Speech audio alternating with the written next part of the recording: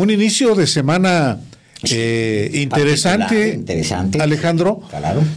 Entre otras cosas porque no es usual, aunque lo hace de vez en cuando así, pero no es usual que el hombre más acaudalado de México, el hombre más rico, el multimillonario más grande de este país, con una fortuna de alrededor de 100,000 millones de dólares, convoca una conferencia de prensa como hoy lo hizo. Una mañanerota, Alejandro, sí. Porque duró 4 horas, más de 4 horas, más que el ciudadano Andrés Manuel López Obrador. Sí. Fíjate, Álvaro, le vamos a dar mucha información el día de hoy porque el señor Delgado se aventó muchas horas ahí, le dio sueño, le dio hambre, le dio euforia, le dio tristeza, o sea, todo lo que todo ahí en una silla ahí enfrente del hombre más rico de México. O sea, te indignaste, o sea, todo lo que le sucede a uno normalmente en un día, le sucedió al señor Álvaro Delgado el día de hoy porque la conferencia fue extenuante. Entiendo, Álvaro, porque es muy curioso, quiero que sepa usted esto, aun cuando sí había, eso te lo puedes decir tú, una cobertura mediática importante. Sí, ¿cómo no? Yo no veo notas, Álvaro, en la prensa, hay muy pocas notas. ¿En la prensa convencional o en general? En la prensa convencional. Mira, la prensa internacional ya levantó, digamos, sus propios ángulos de la conferencia. Se trata de uno de los hombres más poderosos del mundo, económicamente hablando, y la prensa internacional ya levantó varios de los ángulos de la conferencia, pero yo me acabo de meter, igual es un error, le estoy dando refresh al Economista, pero no trae una sola palabra sobre Slim. A ver, caray, pues es cierto. Ni una palabra. Y luego, el Financiero trae lo de Carlos Slim, hablando de su negocio de Telmex, que no era la parte más importante. Le vamos a dar los ángulos de lo que realmente es importante para el curso de la nación, de lo que dice Carlos Slim, porque su punto de vista es un punto de vista de peso, poderoso, pero Álvaro, no había... Porque yo estaba de este otro lado sufriendo, mientras Álvaro estaba enfrente también sufriendo hambre y sed y todo. No, hombre, no exageres.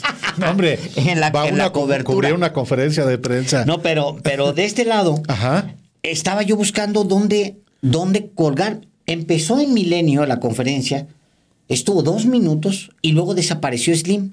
Pero desapareció realmente de toda la prensa.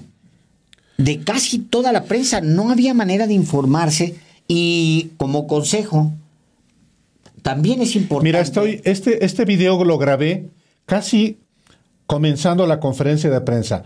Es un número importante de colegas periodistas que llegamos a esta conferencia de prensa con Carlos Slim y por supuesto...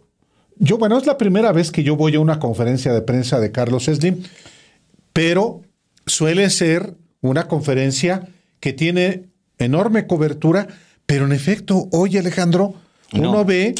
A ver, mira, Álvaro, el primer ángulo que tú publicas es de hace 4 o 5 horas en sinembargo.mx. Sí.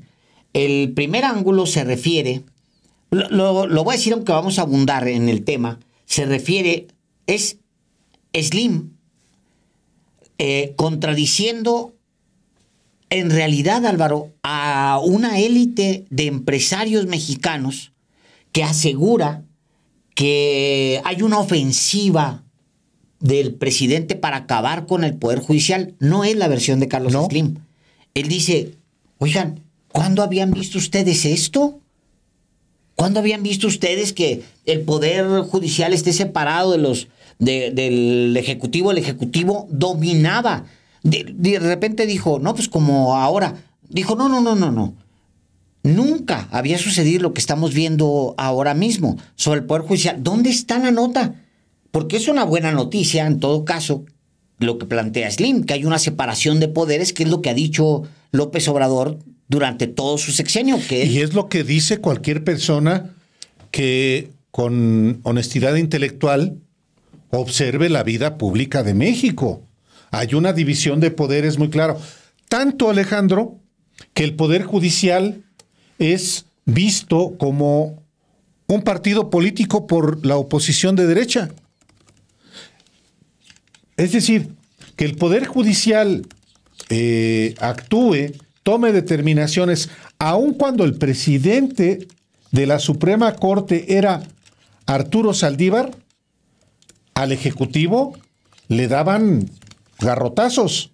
Lo platicamos aquí en su momento. Y si efectivamente la Corte resuelve con estricto apego a la Constitución, pues eso está bien, eso es correcto. Eso es lo que le corresponde a un poder que tiene la responsabilidad de interpretar la Constitución.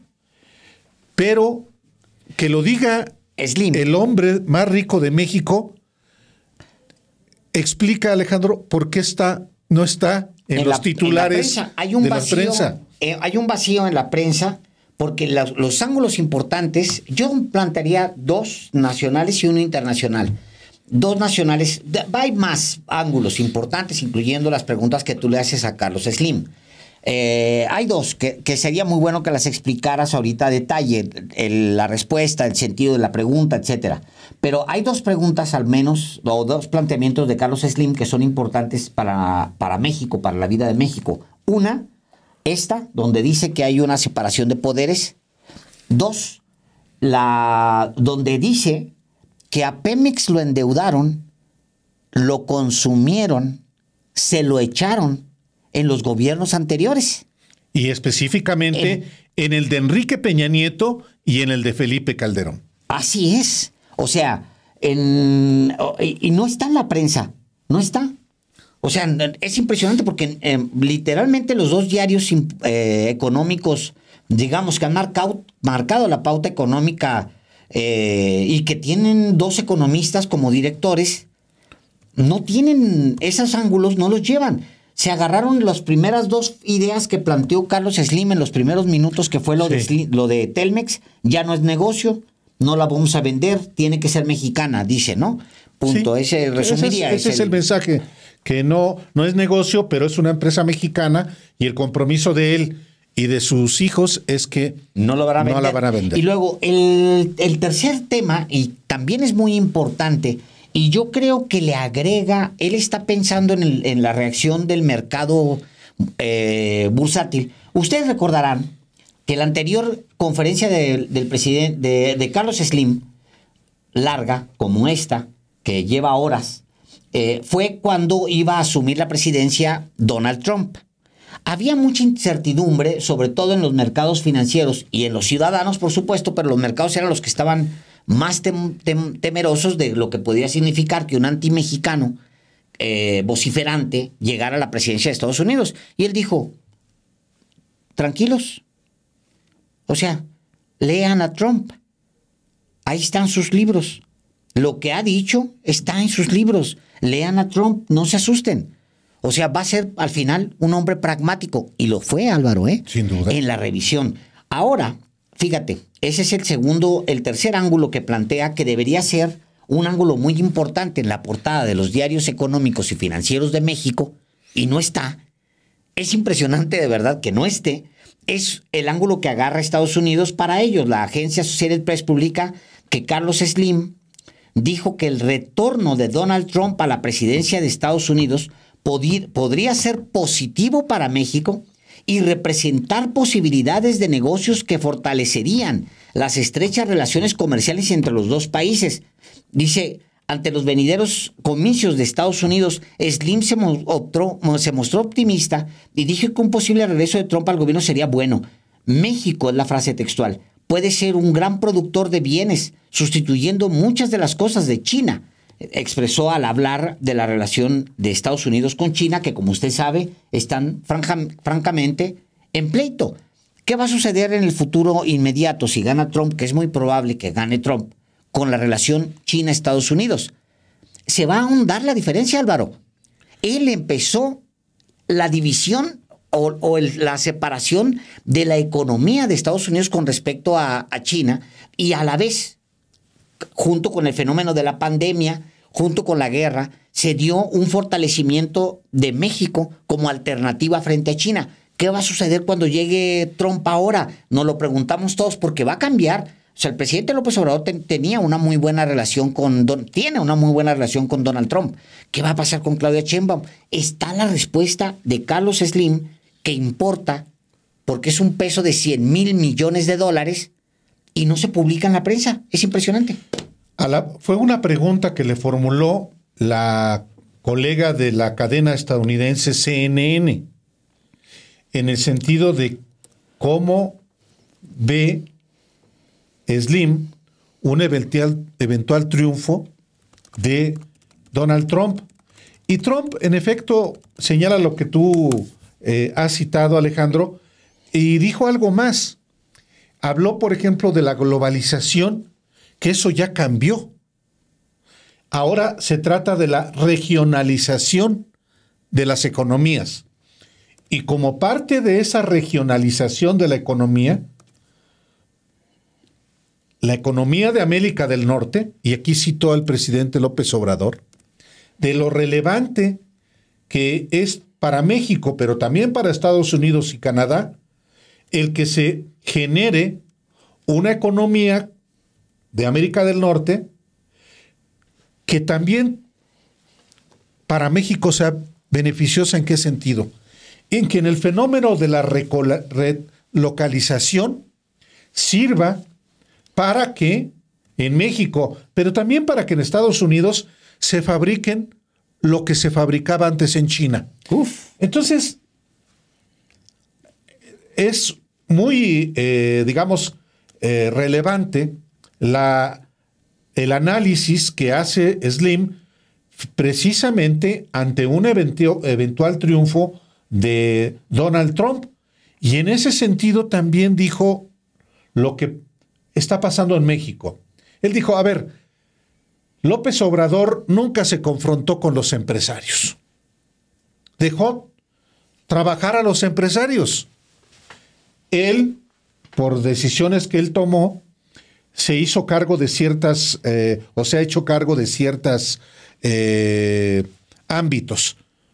Pero al empresariado se puso a trabajar y López Obrador no lo atajó.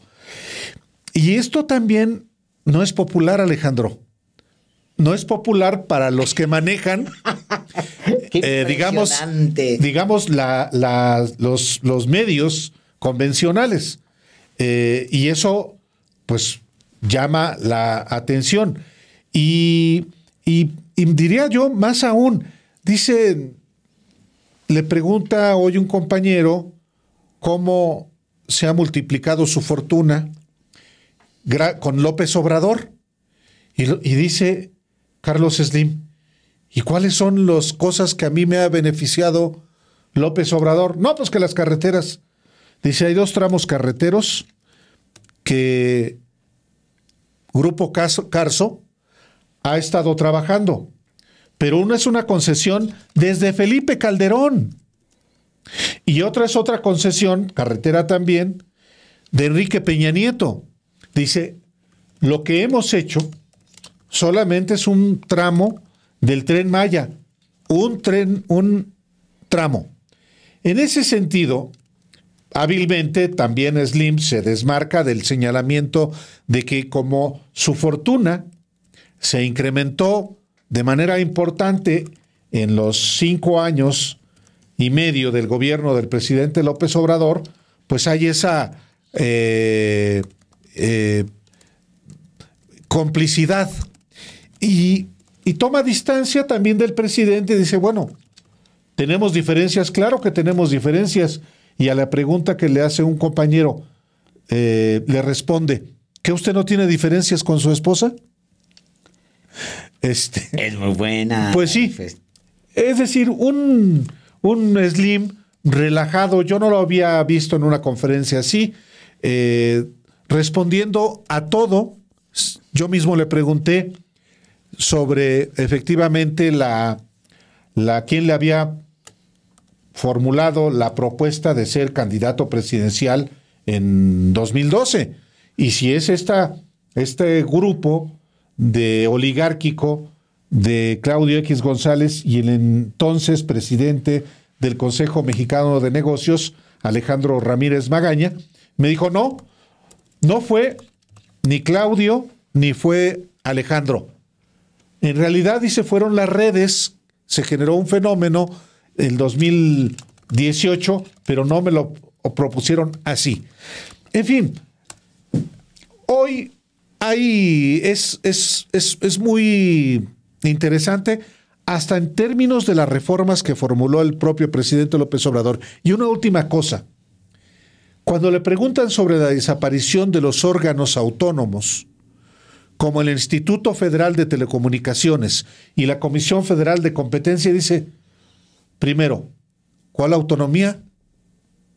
Sí se trata de órganos que estaban capturados. No, Álvaro, es que es impresionante. No, que eso no esté en la prensa, Álvaro. O sea, por hacerle vacío a López Obrador, ignoran a Carlos Slim. O sea, estoy sin palabra, honestamente, porque ha sido siempre muy importante Slim. Independientemente de lo que sea, tiene un peso. Es el hombre más rico de América Latina, uno de los 10 hombres más ricos del mundo. Los 3 puntos polémicos que habla, sumo ya como un tercer punto polémico. Hay separación de poderes. Se comieron Calderón y Peña a Pemex. Y el tercero, los órganos autónomos estaban capturados. Los 3 ángulos principales, como le dan la razón a López Obrador, la prensa lo ignora, los ignora. O sea, ya le di 2 veces refresqué, para ver si estos ángulos vienen en algún lado. Pero, Álvaro, son las 6 de la tarde, la conferencia de prensa empezó a la 1. A la 1 con 5 minutos. Sí. Muy puntual en realidad. Sí, y claro, la nota primera, obviamente, es el negocio, uno de los negocios de Slim, Telmex. Y sí, dice, pues Telmex no es negocio, está en números rojos y no se va a vender porque es una empresa mexicana y el compromiso que tenemos es no venderla. Pero hubo muchas cosas, Alejandro. Muchos temas relevantes en términos de economía, en términos de política, en términos de definiciones de un personaje que está acostumbrado a hacer dinero. Claro. Y la conferencia de prensa de Slim inicia justamente explicando cómo él se hizo rico. Sus primeras inversiones en 1955 y cómo compra negocios hasta que llega, son 2 fases, hasta que llega a la compra de Teléfonos de México y explica que de él solamente era una pequeña parte, con muchos socios, y ahí pienso que todavía le pesa la sombra de Carlos Salinas. A ver. Esa es mi impresión. No se lo pregunté, debo decirlo, pero es una pregunta pertinente. Habrá oportunidad quizá de formulársela, pero el señalamiento a Carlos Slim siempre ha sido que ya no digamos que sea prestanombres de Carlos Salinas, sino que haya sido beneficiario de una decisión directísima de Carlos Salinas. Si Carlos Salinas privatizó, por ejemplo, los bancos, otorgándoselos a quienes ni siquiera tenían experiencia en los bancos, todo distribuido en función de los grupos de interés, porque habría que ser diferente en el caso de Slim con una empresa como Teléfonos de México. Pero, vaya, ya no es la principal empresa de Slim, tiene mucho. Y de hecho, él dice, yo tengo inclusive maquinaria para extraer más petróleo, pero ni en este gobierno me están dando esas concesiones. No me las dieron con Peña, pero tampoco con López Obrador. Se queja de eso. Se queja también de cómo los gobiernos, incluyendo el actual, no le han dado televisión abierta. ¿Quiénes se han opuesto? Los gobiernos y las televisoras actuales. Claro. Otra razón de más para hacerle el vacío para a hacerle Slim. vacío, por supuesto. Porque o sea, impresionante. Seguramente va a aparecer en la portada de los diarios de todo por lo menos en Estados Unidos, te lo garantizo. Pues porque es un tema importante, porque el personaje es importante, pero pues no está, es muy particular, no me extraña, pero no deja de ser sorprendente. Sobre todo porque yo me hice en periodismo económico, Álvaro. Sí. Fui editor de negocios de Reforma, fui editor de finanzas del Universal, fui editor de portada del Economista. O sea, me hice un buen tiempo, estuve casi más de una década, estuve haciendo periodismo económico. Y son temas que a mí me interesan. Hacerles el vacío a Carlos Slim, pues es muy impactante, es muy impresionante que no esté en la portada 6 horas después, 5 horas y media después en la portada del Economista, me imagino que... De Reforma, Alejandro, por una razón muy simple, porque finalmente Reforma atiende a un nicho. Ese nicho, es correcto, sí. De las élites. Y está la nota de un tiroteo en Nueva York. Negocio, que se subió a la 1:00 p.m. con 46 minutos. Sí, de hecho, señor Delgado, la nota principal que veo en Reforma es: deja un muerto y 5 heridos tiroteo en metro de Nueva York. Esa es la principal. Bueno, pues cada quien su criterio periodístico.